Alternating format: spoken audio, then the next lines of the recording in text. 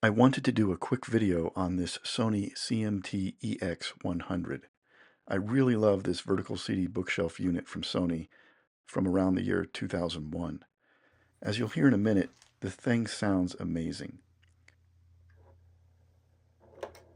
Sony made a few of these players around the year 2000, starting with the CMT-EX1, then the CMT-EX100, which I have here, the CMT-EX200, which appears to be much like the EX100 but in a darker wood, and then finally the CMT-EX5, which came out in 2003.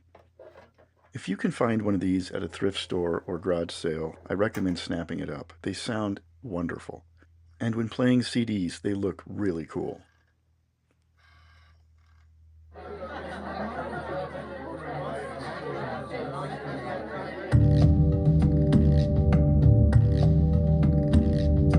If there are problems loading or ejecting the CD, it's often due to this belt.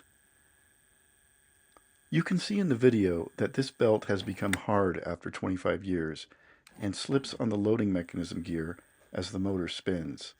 In my case, I was able to whack the unit on the side every now and again to get it to work, but the time came to replace the belt. I recommend purchasing the belt for this specific player from a reputable source instead of using an Amazon grab bag of belts. To replace the belt that runs from the motor to the CD loading mechanism, you actually don't need to take everything apart like I did here. Instead, I recommend cutting the old belt out and then snaking the new belt between that yellow gear and the white gear, and then onto the motor and gear pulleys.